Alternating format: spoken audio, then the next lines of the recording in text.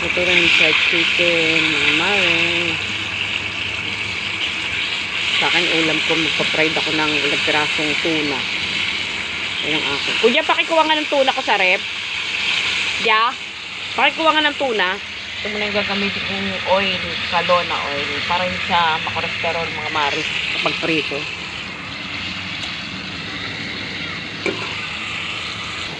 Sa akin, mga mare, tuna. Diba akong maliliit. Ano? Kanila fried chicken.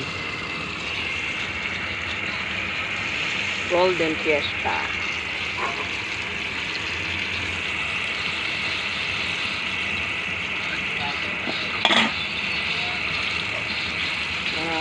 Ano?